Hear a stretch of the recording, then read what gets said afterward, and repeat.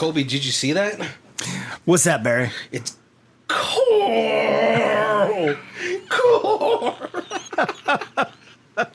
Everyone's gonna be like, did you guys watch The Walking Dead? Stephen King did an episode of Walking Dead? What's going on, guys? My name is Barry. This is Colby. And this is Who Watches This.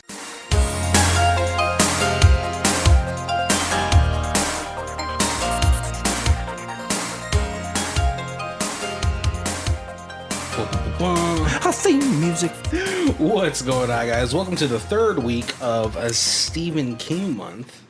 At this point, he really should be Sir Stephen King. Yep.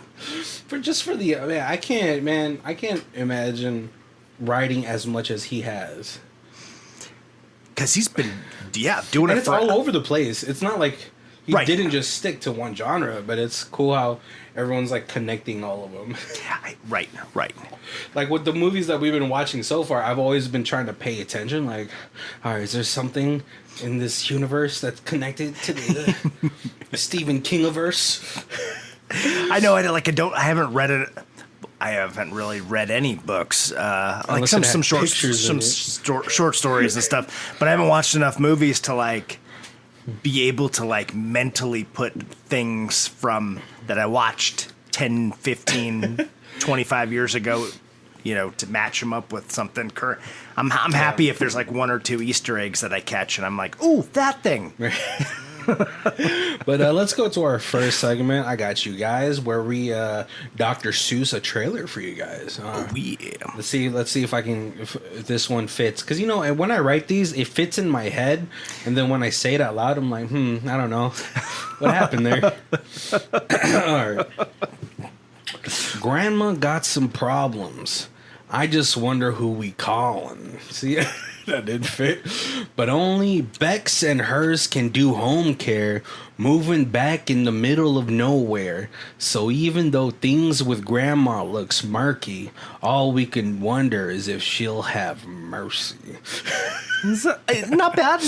All right. Well, if we had some beats in the background, you wouldn't even know that those couple lines didn't rhyme. Oh, 24. We're talking about 2014's Mercy by.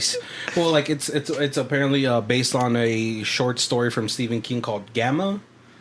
Grandma? Is it? Yeah. Maybe it's like a what's it called? Like a Southern Gamma. Yeah, something like that. What is that called? Like not a euphemism, but like a colloquially term for gamma. Right. And so like Meemaw. Yeah, exactly. Yep.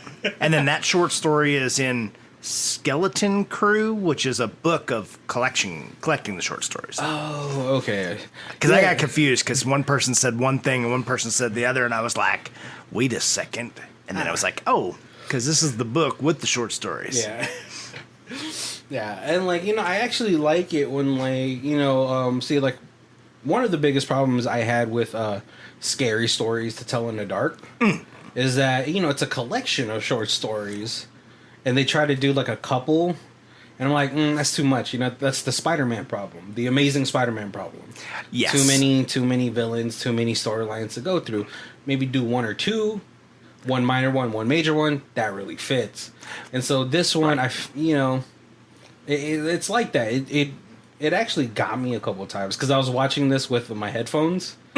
So I got really immersed. I was fully immersed in the horror. Unfortunately, this movie stars two very annoying actors. No, they're not. Their acting is pretty good. I won't ever knock them on their acting. I didn't watch too much of Walking Dead after Herschel died. Okay. But yeah, Carl's in it, and then the one dude from the Kissing Booth is in it, and he's super annoying. Was that the uncle? The uncle is hilarious. The dude from Creep. And he was like, "This is he could just be like, okay, when I'm done with Grandma, I'm gonna go back to my cabin in the woods where I'm creeping people." Yeah, he could have been playing the same part. He's so good because I actually knew him from The League, which was a comedy that FX used to have. Yeah. And he was just hilarious in that. So it's cool because this guy got range. Dude has range, right? Right. But this movie starts off, we get a pretty cool like shot of the landscape of this small Massachusetts, probably. You know, Stephen King likes to put all that stuff there. Yeah. Town. It looks like a very eastern, like north, like what's it called? Like upstate New York looking shore town. Right. Yep. And we get a shot of a woman carrying a baby, and it's like by the fire. It's probably like in the 40s or something like that. I don't know the timeline of this movie. Maybe 40s or 50s. Yeah. And you know, it's a pretty rural town though. It's a very farmish, whatever. And all of a sudden, a man with heavy boots comes in, and I'm like, oh my god, what's gonna happen? Right? Is this Amityville Horror all over again?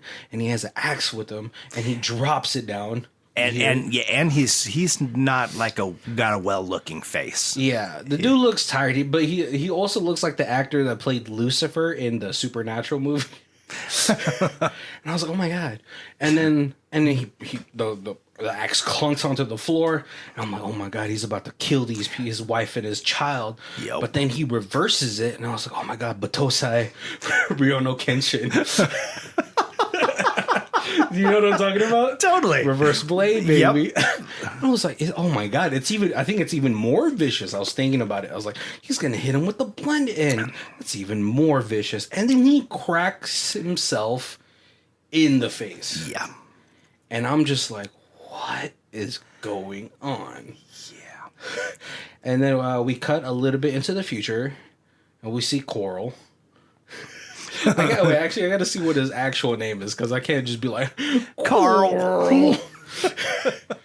that meme really got away from him. Like, okay, he's playing George in here. But he showed with an older woman. We assume it's his grandmother. Grandmother's name is Mercy. She has a little fiddle with her, or a violin. I don't know what they call it. But they go to a grave. And all of a sudden, rattlesnake. Yeah, and he does like a little monologue about how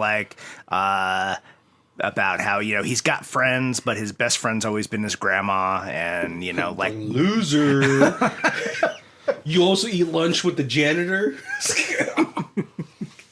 And then it goes to them like having this walk. Yeah, and they go to like some sort of grave, and all of a sudden, no reason this rattlesnake should be there. It's way out of its habitat or environment. Right. But then the grandma's like, hold on. I need you to play the fiddle, and it'll go away. And so he starts playing. You gotta be brave. If you are brave, it won't hurt you. Yeah. But she said that's what the tombstone says. Is like, this is my grandmother. But her tombstone, that writing on it in some other language says, if you're not brave, she's going to reach out of her grave and grab you. Oh, Jesus Christ. That's not something I think should be on the tombstone. It's super, it's scary. So yeah, he starts fiddling, and the snake goes in between them. First of all, no. I'm gonna step on it. Is it just a snake, just doing snake things? It's because I don't want to get Stone Cold Steve Austin. He's gonna Stone Cold Stunner me. You thought everything's all cool. You guys are sharing a beer, and then all of a sudden you get a kick to the stomach. That's true. Yeah, and that's what a rattlesnake does. John 3:16. That's what it says in the Bible. Stone Cold Stunner. I'd still be going to church if it said that. But no, and so we get a quick little montage of their family. We get introduced to his older brother, Buddy, who's played by the good dude from Kissing Booth. Yep. Dylan McDermott from American Horror Story is in here. Seems like they're family friends. He's a photographer. His wife is a painter. They show this painting of like the Night Wolf, which is supposed to be this like hellhound looking thing that. Yeah, because Stephen King has a lot of like the thing that lives behind the rose, like behind the mountain, behind the corn, behind the wheat, everything in the long grass. The tall grass? Yeah, tall grass. It's a good movie. I like that movie too. Yeah, he has a lot of things that are cloud or like shrouded in mystery. Yeah. But still able to be portrayed in a visual aspect. Not like H.P. Lovecraft, the racist. Right. Okay. You know how devastated I was to find out that he was super racist. I was like, so now I have to remind people, like, that dude is racist. But I'm gonna still read the book. Right. The books are still good. You know, it's like me listening to R. Kelly still. Which, by the way, I didn't know that they were continuing the documentary of surviving R. Kelly. There's like a new season that came out, and I was like, "Jeez." Well, that's because he's still doing stuff. So they're like, "Oh my God, we got a whole nother season worth of stuff." Prison. Maybe it's all him in prison. It's his. It's still more women coming out. It's insane. Like the cellmate telling his story about surviving R. Kelly in prison. Oh God. No, but so they you know, and then they end up at a dinner, but then all of a sudden grandma has like a stroke. You know, it's terrible, you know, because like she put down like this delicious looking brisket, and now you know that brisket's cold. Yeah. But they end up like, you know, grandma ends up going back home. She gets put into a home. Until like, you know, the bills just start really piling up, like, you know, thousands of dollars in this home care. And Rebecca figures like, hey, you know what? Like, let's just go up there. We'll live at grandma's house. We'll be her home care. And the basically the house that she's living in is like, we don't really want her here anymore. She is getting too mean, and she's having fits. That it's out of our ability to facilitate. Yeah. Right. And so, and like, the older brother's like, I don't want to move there. Boring. And why can't Uncle what's his name in this movie? Where are you at? Mark Duplass, Uncle Lanning. And you know, mom is like, no, she's a drunk. Or he's a drunk. He's unstable, so he can't do it. He occasionally puts on a wolf mask and scares people that come to his cabin. Yeah. George is pretty upset by it. He's in the playground talking to this girl next door. But then very quickly we find out that there is no girl there. Because Dylan McDermott's like, who are you talking to? Ain't nobody there. Right. And it's his cover up. He's like, I'm talking to this girl. I mean, God. I'll be like, all right, that was weird, man. But it also like sets it up like, oh, maybe this, you know, maybe George is an unreliable narrator for us, right? Right. But we end up going upstate or whatever, wherever they're living at, because they never really clearly say it. We go back to her hometown, Rebecca's hometown. We do learn a little bit things about Rebecca, like how she was in the army and she left home as quickly as possible. Right. Yeah. But they get there. They get to, you know, they go see Uncle Lanning. Uncle Lanning is kind of like, you know, the uncle that's like, you don't leave your kids with. Yes. Yeah. Because he's like, I got you guys something. And he flips off these two little kids. Yep. I was like, yo. But they learned that grandma they learned that grandma's not in a private room. She's actually roomed up with like 6 other people. Right. And she's like, and that's where you kind of get that the little story of the bills piling up. It was like, oh yeah, she did have her own room, and then we couldn't afford that anymore, so she got a roommate, and then another roommate, and then another roommate. Yeah. So, but you know, they get back to the house, and the what's called the traveling nurse or whatever they're called is like, well, here's her drugs. You know, dilute it with some saline because this will be too strong for her. But this is just for her when she needs to calm down. Right. And you know, and then, like your brother said, that you used to be a medic in the army, so you got this, right? Yeah. And she's like, well, can you stay for a couple? Because no. You'll do fine. Right. And then she's like, I'll double your salary. And he's like, yeah, have a good weekend. Because you know what? Some things just aren't worth the hassle. Right. And we quickly see that grandma's kind of hard to manage because the kids are like, we don't want to help you put those drugs in grandma. And she's like, well, you guys better loosen or buckle up those belts because you're going to help me. Yeah, man up. Yeah, we see them struggling. Right, because grandma is like comatose, like 22 hours of the day. And then she's like... talks a little bit and eats a little, and then it's like an hour of having a fit, and then it's back to comatose. Yeah, and these three are struggling to really put this like medicine into her. Yeah. Oh, like, you know, it's taking all three of them to sedate her. Right. And I'm like, and I was like thinking as I was seeing, I was like, you know, if you got to do that, why don't you just give me that sweet morphine? But it's an antipsychotic. Yeah. And she was like, why are you giving her an antipsychotic? And he's just like, oh, because it just helps her sleep. Yeah, it helps her calm down. Yeah. Like, you know, it's pretty much just sedates her. Right, and, he doesn't really give her the story. Grandma, cray. Yeah, we don't know anything about Grandma, but Uncle Lanning is like, yeah, your grandma's fucking crazy. Yes. But, you know, George is taking it the hardest because, you know, they were so close. Right. And Rebecca always, like, you know, like you can tell she's not really close with her mother. So, you know, she's trying to comfort him, like, you know, with I know Grandma's going through a hard time, but we got to be there for her. And then she also has to rein in Buddy, her older son, because he's all like, oh, this place fucking sucks. Right, yeah, because he's at that age where he's like, where a pussy at? Yeah, I don't really want. Exactly, I don't really want to be hanging out with family. Now we're up here stuck with comatose grandma in the mountain. And, you know, and so like we get a little bit of day to day. You know, like he's trying to like feed grandma, and she's like not letting go of the spoon, and she's drooling. Yep. Rebecca's just like super overwhelmed with this whole situation.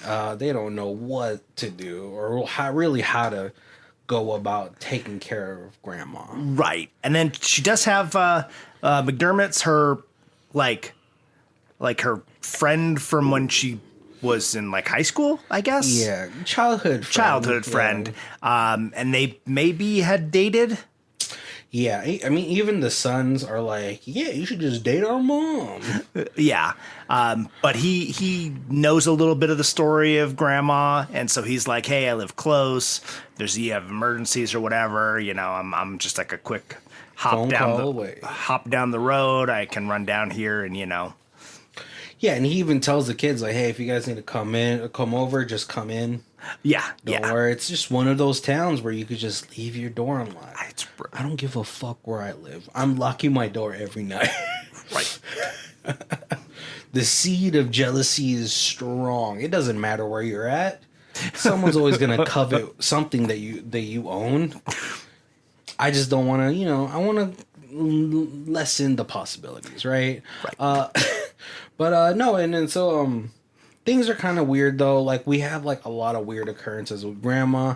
George is like trying to calm her down, so he's like, I'm gonna put you with some medicine, all right? Because you're acting crazy right now. But the grandma's like, she's taking the medicine. She's like signaling like, no, pour that shit down. You know, right? They're keeping me compliant. Yeah. And he's like, no, grandma, I can't. It's your medicine. And then she starts stabbing herself in the leg, and he's like, oh my god. Right. So he starts to fill all the other vials he's pouring them out, putting them with saline, but he saves one. Yeah. He's like, well, you never know, just in case. Right. If I made a big mistake, we want to make sure we have a little bit of medicine left over. Yeah, I was super pissed though, because I was like, those vials are like $500 a pop or something. I don't know how much medicine is, but that sounds about right. Right. For an antipsychotic drug, yeah, it's probably. Yeah, and I'm just like, this fucking kid. In The Walking Dead, I wanted to strangle him. Here, I want to just want to kill him.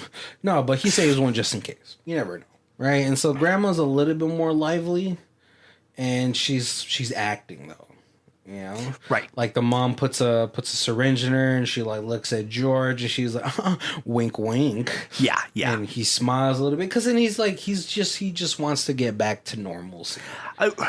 Right. You know, where's the grandma? And it's still at that age where you're just like, hey, if I believe, things will happen, you know? Yeah. Grandma says medicine's making her sick, so if I stop giving it, we just give her saline, and then, you know, she maybe make a full recovery. Yeah. Which is a fool's errand. It's a moot point. I don't know any other ways to say it. But yeah, no, and so one day though, I don't know if this is before they found the book or after they found the book. I think it's before. So, you know, like, he's like, what's it called? The brother comes and he's like, hey, babysitter's here. What's up? Oh, no, actually, sorry. Before that, George does get a letter and it says Hathor or whatever is in your grandmother. Yes. Run. Yeah. And it's from his aunt. Right. Who is in a psychiatric ward. Right. Yeah, because they're like, hey, how come Aunt whatever can't... Jessie, I think is her name, Jessie. It can't watch Grandma. And they're like, well, yeah, she's still in the hospital. Yeah, she's still in the hospital. Right? And he's like, whoa, what does this mean, right? And then, like, they do... Yeah, so Uncle Lanny comes, and he actually takes George with him. He's like, hey, let's hang out for a little bit. And he's, like, trying to tell George, like, hey...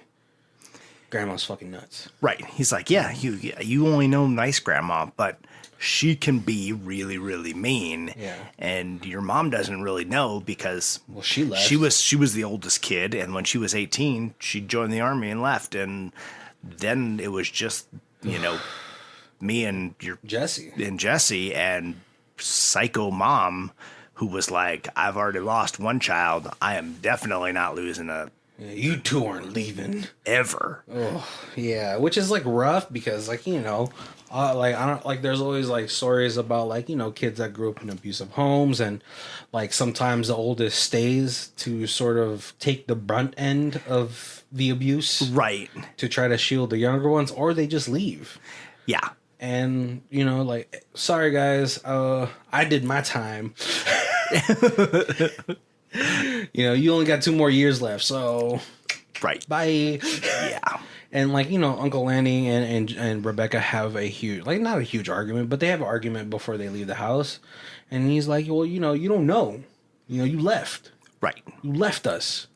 And Jessie never got to do what she wanted. And now, is that what we get the Jessie story of like what happened to Jessie? Yeah, yeah, you know, like, you know, Jessie wanted to get married, and Grandma's like, no, not to him. And they get into a fight, and then Jessie, like, she gets locked up in a psych ward because she was acting crazy. Well, no, she went on a camping trip. Oh, yes. With the guy, and then the police found... it was supposed to be like a weekend, and it was like a week later, and the police found them, and the boyfriend looked like he had gotten attacked by a wild animal. Yeah.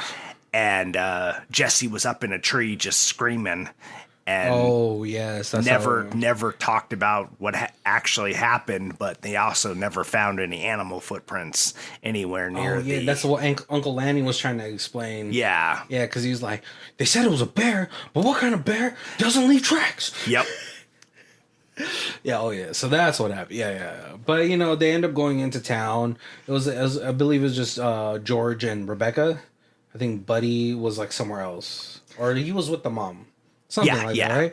But George is like, "Hey, I'm just gonna go to that church real quick," and he sort of, you know, talks. Oh yeah, because he said I'm gonna go to the bookstore, and the church is next to the bookstore, and so then he kind of goes in because they had a barbecue, and the priest from the church was coming to the barbecue, and Grandma was like, and he just kind of turns around and like leaves with the spoon in her mouth. Yeah, and so he goes there and he's like, hey, you know, it seems like you know my grandma, and you know the priest is like, well, here's grandma's joint right here, at her what's it called, her Bible And he's like, you know, Grandma left that, how long ago? 20 years ago? Yeah, threw it at me, you know, and I kept it. It never came back to the church. Yeah, and he was like, well, I kept it just in case. You never know. Maybe she'll change her mind. Right. But she never did. So here you go. Have it, kid. And then he kind of tells the story of Grandma always wanted to have children, and she just kept having miscarriage after miscarriage. Yeah, which is rough. And she found a book. Because she was always faithful to the church, she was angry at God for why would God be punishing her when she always tried to live such a devoted life. A devoted life. Right. And then one day she takes a trip out into the middle of the mountains and then comes back with the book and has a miracle baby. Which is Rebecca. Yeah. Right. But like he also does mention that she found the book because the priest is like, and she found some book and it's a conjuring book. Yes. And then after that she had a baby. Yep. And then she had twins. Yep. But then Hank, I don't know. I feel like that's a name the grandpa would have. But Hank, he was looking worse and worse every time I saw him. Yeah. Until he split himself in half. And then he's like, and then then the town was going through hard times, and all of a sudden, Grandma found gold on her land, and then a few years later they were having a drought, and then all of a sudden, Grandma always had water. Grandma, had a spring, and she was the only crops that grew that year, and. A priest will never be like, I'm demons. Right. But he insinuated it. He was like, well, she might have had work or help somewhere else. Who knows, right? So George takes that all to heart, But when they start to get back home, we hear a loud scream. And then Uncle Lanning has been ravaged. By the bear. By some sort of bear. But he also has like all these like weird veins inside of him. And I'm like, what's going on? Right. Yeah. And so the police come, they take him away, and then but everyone's like, what happened? Yeah, right? Grandma's pretty comatose. She couldn't have done this. Right. And so as they're trying to clean everything, George sees something underneath the rug in the living room. Yeah. And he whips it open, and he's like, oh my God. It's a book, and it has like 3 teardrops on it, or water drops, or something, right? Right. And so they're like, all right, maybe we can go to Uncle Jim's house. Dylan McDermott's house, because he said we can go there anytime. And then his wife is really into this stuff because this is one of those houses that's not like, what's it called? This is like one of those areas that are known for like old witches and stuff like that. Yeah. And McDermott's wife was the one who drew the evil, the Night Wolf. The Night Wolf, right? So he's like, maybe she has some idea what. Yeah, and so when they get to the house, they're like kind of going through it. We see a couple paintings. I'm like, where is he? Where's the gunslinger? I wanted to see if maybe it was in there or something. I'm pretty sure some of those paintings are like references to like Stephen King's other works, though. But they're able to like find this book of like occult books. Yeah, and George is like ordering his older brother around. He's like, read this book, see if there's anything about water droplets, tear droplets. Something. Right. And then Buddy, all of a sudden, he's like, oh, well, maybe it's the Weeping Book. Right? Because when they open the book at the beginning, they're like, well, don't open it. That's right. That was a cute part. You think fireworks are going to come out of it? And then they do like what kids would do. They they're still going to open it, but they build like a little open fort. it with like a rake from behind the wood pile while they're wearing like bike helmets and. And so but then when they open the book the first time, there's nothing on the pages. Right, just blank. So blank. And then but Buddy's like, sees like, he reads the description. He's like, oh, well, you have to cry into it while thinking about the things that you want the most. Right. And the ink will come. Right. And so they get out the house, and he tries to like weep into it about Julia Childs or something because he wants to be a cook. Yep. He was like, she just died too early. And I'm pretty sure Julia Childs died like when she was older, right? Yeah. I remember when she died. Yeah. She was pretty like old. She was already pretty old. Yeah. I'm like, I don't know what this kid's talking about. But George is like, you don't know what you freaking crying about, stupid. And he like thinks about something and he cries, and then the ink starts to form onto the page, and it forms George. And the brother sees it. He like closes the book and he starts to run. He's starting to run. And he goes to the wood chipper and he throws the book in there. Yep. And they turn it on. And he's like, I don't know. That book is bad juju anyway. And then all of a sudden he gets Final Destination, like a chip of glass. Yeah, big old rusty piece of metal comes shooting out of the wood chipper right into his gut. Yeah, so now he's going to probably have to get one of those tetanus shots. Aren't those like 12 shots or something like that? Yeah. Something crazy. And then the mom's like, stay with grandma. Someone has to look after her. So they rush to the hospital. And now George is alone with grandma, but grandma's acting even stranger. Yep. Right? He's trying to call Dylan McDermott. He's like, hey, this is the third time I'm calling you. Mom said to like ask if you can come over to help watch. You know, buddy got into an accident. And so they're at the hospital. Please come. Yeah. And because now he's like, grandma's acting strange, and now he's heard the stories from his uncle. He's heard the stories from the priest. So he's got like, yeah, you know how easy it is to spook a kid. Oh yeah. And now like when grandma's acting strange, she's like, oh, this is definitely like demon grandma. Yeah, he's super ramped up, right? But all of a sudden, grandma's like, you know, she's like really ramping up. So he gets the antipsychotic that he saved for a special time, and he injects it into grandma. But maybe he injects a little too much because she like falls off of the bed and she croaks. And I was like, man, this is really traumatizing for a guy. Right. And so like he goes over to the phone, tries to call his mom, I believe. Yeah. But then in the background, we see like something move. We're like, oh my God, what happened? The lights cut out. Now he's like going through the house and he doesn't know what's happening. Oh, sorry. Before this, he did get a package of wolfsbane or like the holy flower or whatever. The flower that like was with Jesus or something like that. Right. And then, oh yeah, I'm sorry. I'm like completely forgetting this part of the story, but the aunt calls George and she's like, you have to get out of there. Hathor or whatever is getting grandma. You're gonna die. Right. Leave. We'll meet under this tree by the town at whatever o'clock. Right.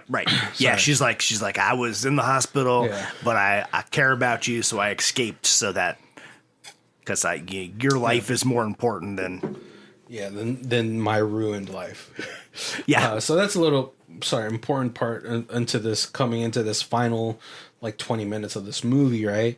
And he goes to grandma's body's not there, and he's like, oh my God, what's happening?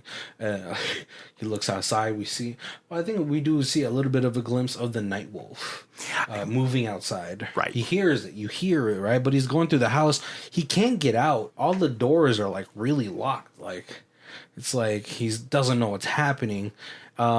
But then he goes into one room and like there's like this symbolgram whatever on the floor. Oh yeah, like it's not really a pentagram, but yeah, like a witching circle with the candles.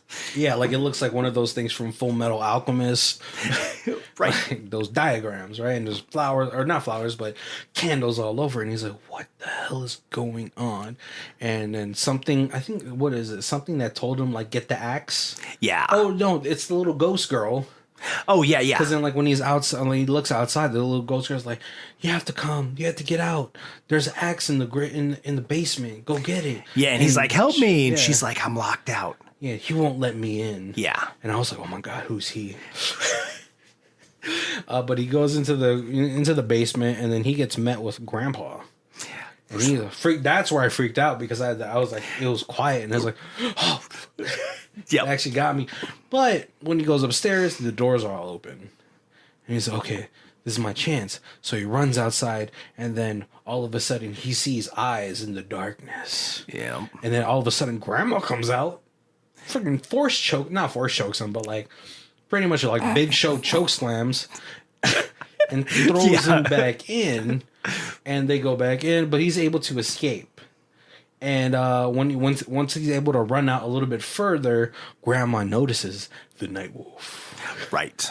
And he's like, oh my God. So he starts running. He runs to Dylan McDermott's house. He's explaining to Dylan McDermott everything that's happened. He's like, oh my God, Grandma's crazy. There's a demon, I think, that's involved with this. I thought she was dead. Now she's alive. Yeah. Yeah. And like, his wife is like, well, the night wolf actually isn't like wasn't supposed to get you. It's supposed to grab evil things, right? Bad things, like bad things that like are stepping out of line. It's like it's like the police for like hell. Like, hell, hey, don't go out there. I'm going to get you. Yep. And so Dylan McDermott's like, well, what do you want to do, kid? The kid, George, is like, I just want to go see my mom. Right. And so, like, they started driving, but then all of a sudden they stopped. Dylan McDermott grabs something from the glove compartment. It's a 6-piece. And he starts to load it, and he's like, why couldn't you just shut the fuck up? And he goes, oh, what are you doing, Uncle McDermott? And he's like, I just really wanted something. And we are like, oh, he wanted his mom the whole time. And he's like, yep. And I tried to negotiate for you, but you're a part of the deal.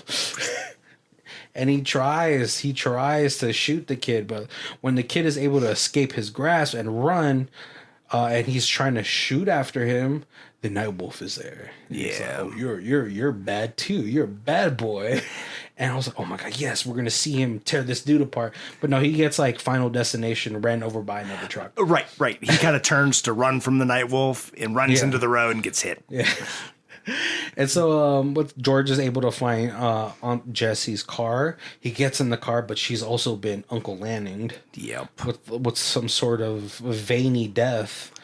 And he gets a hold of her cell phone. He calls the mom, and she's like, where are you? But then all of a sudden, the mom screams, and he's like, oh, no, I got to get back home. Yep. And so he starts rushing home, and he finds his mom knocked out in the basement. He unchains her, but then all of a sudden, Grandma comes and chains him up. Now, if I would learned one thing from Supernatural, this demon shouldn't be able to hold iron. Salt and iron stops demons and stuff. No, I think that's ghosts. But Grandma chains him up with like some force powers, and she starts to perform a chant. You know, she weeps into the book, and she's like, you know, she strains to make herself cry because, you know, of something that she wants. Right. Yep. George is like, please, Grandma, there has to be something inside of you that's still my grandma. Yeah. But Grandma's been evil ever since all the miscarriages.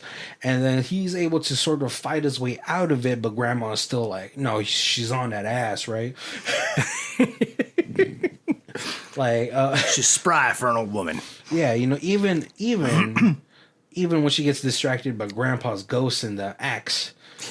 And George goes over there. He looks at the axe and I was like, "Oh my God, is he about to hank himself?" Because he's fiddling with the axe. I was like, "Oh my God, he's gonna kill himself." But then he pulls that shit backwards and cracks Grandma in the face. And I was like, "Oh, it has to be over. Yeah, Grandma's dead." But then when he goes to try to get his mom, Grandma throws the axe like fucking Mjolnir. And they have like sort of this psychological battle. George is like, what do you want? And then we finally actually get to see Hathor in his little smoke demon form. Right. And he's like controlling Grandma like a puppet. Just pretty, you know what I'm saying? Like pretty weird. And then like he makes Grandma tear into the book and sort of tell him what he wants. And it's like him slowly smoking his way into George's body. Right. And then he's like, is that what you want? And he like uses Grandma's head to say yes, which was like hilarious. I was like, that's so fucking funny. Like, like he could have made the voice travel into the grandma, but he was like, yes, with the grandma's split open. It's like, Jesus Christ. But then I'm kind of blanking on how he fights. Okay, so the smoke starts to travel inside of him. Or like into him through the book. He makes Grandma like vomit on the book, all this black shit. Right. And then as the smoke starts to seep out of the book and into him. And I think maybe it's the acceptance of like what's gonna happen, I guess. You know, his like will, like it's like AIDS or something. Like his will, his immune system was down. His will was down to live. But then he starts to have flashbacks because he knows like, oh, this is the end of my life. Now my brain is gonna play me a fucking highlight reel. And he remembers what his grandma said. He's like, you have to stand tall, stand brave. Because one thing I forgot to mention at the beginning of this is that in his, apparently he was suffering from being bullied. So he put a whole bunch of rocks in his violin case and cracked the kid. Hilarious. Now every kid is going to wonder, is that a violin in there or a fucking violin case of rocks? Right. Yep. Yeah, don't mess with him. He cracked. Yeah, right. It's like the kid that like stabbed the kid with a pencil. You don't want to, mess with him. You never know when he's gonna deal out lead poisoning. And so he starts to remember his grandma saying, like, you have to be brave, you have to do this and that, and so maybe he wills himself away from being taken over, and then the night wolf comes, right? Well, then he cries into the book, right, and it clears the book out. Yeah, but the night wolf comes, right? I'm like, why am I remembering that the night wolf comes and like takes the demon away or something? Or he disappears. He disappears because George is able to, I guess, vanquish this demon. Yeah. Right, through the weeping book. Because like, I don't know, it didn't say anything. Maybe he just didn't want anything at that point. Or he just wanted the demon to go away. Oh, right. This book is like freaking Wishmaster. Right. But, George is able to go back downstairs. Demon is gone. He wakes up his mom. And then, the family's all together. Buddy comes home. I guess. I can't remember now. I just watched this movie yesterday. I don't know why I'm blanking out on this. But this movie is fairly short. I think it's even shorter than a full moon movie. It's like 72 minutes. Yeah.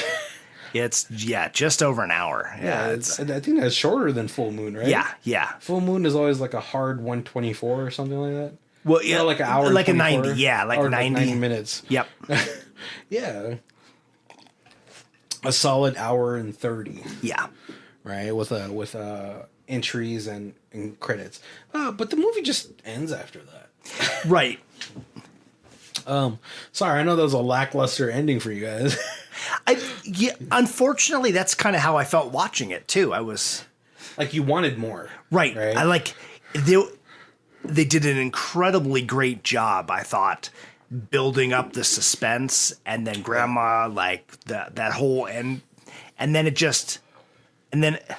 was almost like, oh man, now I want to get the book and read it to see how the end of that story goes. Maybe that was the plan. It just kind of like it felt like they rushed it. Yeah, like it should have been 10 minutes longer. It should have been. Yeah. Like, before we actually get into our thoughts of the movie, let's get to the thoughts of the general public. We got the high star, low star for you guys. So we got Hotmail is giving it an 8 out of 10. I don't know. I liked it. It was better than some of the garbage that gets into the theater. It has known actors, and it's Stephen King. I watched it twice. It looks like something I would have watched in the movie theater. At least it got put on Netflix, which is where I watched it. I probably will watch it again before it goes off Netflix, too. It will most likely be on the $5 shelf at Wally World, Walmart, since it did not go into the theater. I will buy it. I love Stephen King stuff. There are many more movies out there that have been made and not released because someone did not like the way they would did not think that they would make enough money off of them. At least if they were released, the people watching them could decide if they were worth it or not. All right, and then we got a 1 out of 10, A Complete Mess by Claudio. I usually write a synopsis in the beginning of any review to give a glimpse of the plot to the readers. Unfortunately, I will not write a summary of this movie simply because I did not understand it. And that is very frustrating for a horror film. The screenplay is a mess and hard to understand the plot. The atmosphere is creepy, but after spending 79 minutes, 72, I did not understand what happened. In the end, is Grandma good or evil? Who is Haster? Is Jim Swan George's father? Why did he threaten the boy with a gun? Sorry, but this movie is creepy garbage. Chandler Riggs should have stayed in The Walking Dead only. My vote is 1. Awful. Actually, I feel like Chandler didn't do. Carl. I don't think he did such a bad job in this. No, I liked it, and I think this is sort of like maybe season 1, season 2 Carl. Right. Yeah. This was young. This is back in 2014. Right. So a pretty young young Chandler Riggs, and Joel Courtney, who plays the guy from what's it called? The Kissing Booth. Super annoying as well. But yeah, no, like as we were saying, this movie is like it's kind of like hard for me to not hard for me to say, but very rarely for me to say that this movie probably needed 30 more minutes. Right. And I don't know if it was one of those things where, because this is off of a short story, and typically you take a book, make it into a movie. Yeah. Is a short story like, if you're trying to be very, diligent, true to the source, and you don't want to like expand anything, is a short story just too short to make a movie out of? Maybe I don't. I mean, yeah, I could see that being like one of the cases. I think what you could do, not to like quote pad the runtime, is to kind of expand on the lore. Right. We get a little bit of glimpses of like who or what is Hastor, what is this weeping book. I think would have been great to add in is like, well, like who put the book, who made the book, like maybe we see a little bit of the witch trials that happened prior to the slaying of the husband and the wife. We could have also like expanded a little bit on like the mental turmoil that the grandma had suffered trying to have these kids, show a little bit of their life. Right. And that way we really get involved with these characters. We feel for them, just because like I've known some people that have had miscarriages, and just like the toll it takes on them, not like just physically, but mentally. Like, right. Oh yeah, no, definitely. Because I always like, I like to ask this question to like my female friends. I was like, hey, like if you had a choice, if you could like, like incubate a baby, like grow it like a fucking houseplant. Like, would you do that? And like, for the majority of them, they're like 8 out of 10 of the people that I've asked are like, no, I want to feel it. I want to feel it inside of me. Yeah. Cause if it's, if it grown in a tube, then it's not really mine. It's like, that's the connection I have with the baby is. Yeah, I was like, nah, man, let's grow that shit. That'd be really cool, grow that shit, because it's funny because I always hear about like, oh, well, the physical toll it takes on women's bodies, the hemorrhoids, the swollen feet, the uncomfortability, like, like the weight that it, lower back problems, Yep. And so like the two that's like, nah, let's grow that shit. I want my boobs to look as good as it does right now. And so like, yeah, I think there's like spots in there where like you could have added to it. Like obviously, you talk to Stephen King like, hey, is it cool if I add these scenes into it? Like let's brainstorm this bitch, because I feel like an hour and 12 minutes is not enough. Yeah. Yeah. And I mean, like, I guess there's some stuff like you get a little bit of the like the family friend McDermott, but like not a lot. And then like you kind of get that like one little line where like the kid's like, oh, you have a gun to my head, but you can't shoot me, can you? Because you need me. Yeah. And you get the idea that's like somehow like grandma has been like, hey, I'll wish my daughter likes you. Yeah. If you can help me get the grandkid in here so the demon can take over. Yeah. But like it doesn't go into it, like, and they could have just expanded that just a little bit. Yeah. To really understand the relationship. I feel like they could have done just a little bit more on the wolf, because like you didn't get much story at all, and then you kind of like maybe 3 times you see it in the shadows outside. Yeah. But it doesn't really play any part other than that. I guess. Like, and that's kind of like a letdown, just because like it's such a cool concept, like that there's this like not a hellhound, but this night wolf that and like you said, you were like, doesn't the night wolf get him at the end, like Hester? And it's like, no, he just kind of cries into the book and then it's over. And it was like, oh, but yeah, like that would have been so much better if it was like cried into the book and it like kicked Hester out of the house. Yeah. And then the knife got him. You know, that would have been like that extra little oomph because there was like such, like I said, there's such a build up to like this final scene that was like, cry, it's over. Yeah. And it was like, oh, that's it needed to be just there needed to be a little more meat in that bun. Yeah, I mean, obviously, I feel like this budget was pretty low just because of the design for Hastor or whatever it's called is kind of like goofy, very sci-fi looking, right?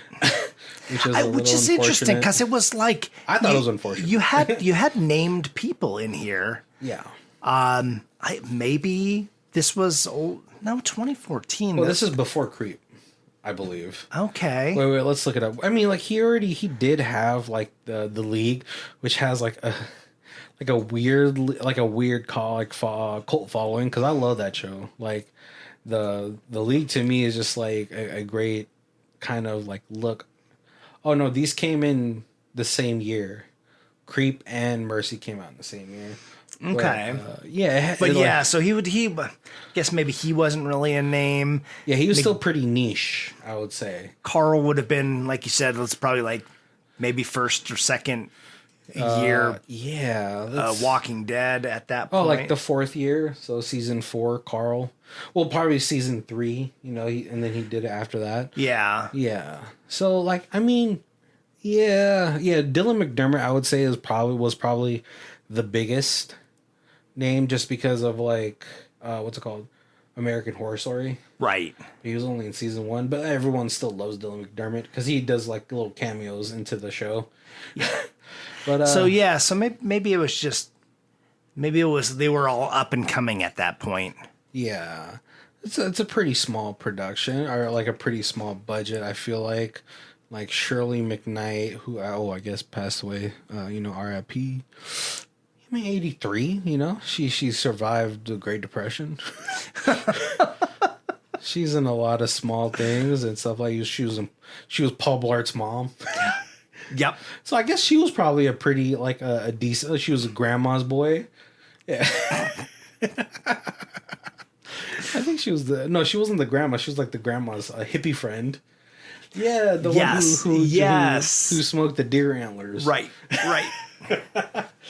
Yeah, but this movie, I think, the only I think downfall for this movie was just the short runtime, because I felt like it built like a pretty good creepy atmosphere. You know, I actually absolutely, like Kenny said, like you get immersed in the story. It does draw you in. Yeah, like, and I think it has like 70% of the movie has a decent build up. You know, there's some parts where like it feels like it's rushed, obviously, but it's still enough to like kind of suck you in, set this atmosphere of like creepiness, of uncertainty with grandma, right? You know, and then the last 30% of it kind of just falters, just because maybe they ran out of money and all that stuff, which was like the most unfortunate part. And just the lackluster battle between George and Hastor. Right. Because like that buildup was like coming. We knew that Hastor wanted his body. And then it fumbles the bag. All right. Well, we're coming up to our hour, so I want to first of all thank you guys for joining us. Make sure to check out our Amazon links down below to help us out in any way possible to get to Texas Roadhouse. But if this is the first time you guys are joining us, obviously check out the rest of our other months. We have Van Damme month, we have Demonic Toys month, we have Ninja month, dance. Do we have dance month? No, we don't have a dance month. Not yet. Cons Film Festival month. All right, Cons. Yeah, Festival de Cons. Yep. That was a fun month. We got our artsy fartsy hats on for that one. But yeah, definitely check out all that. But if this is the first time you guys are joining us, we do our reviews in 4 different sections. We have Stream It, DVD, Blu-ray, and the Ultimate Box Collection. Colby, where are you at?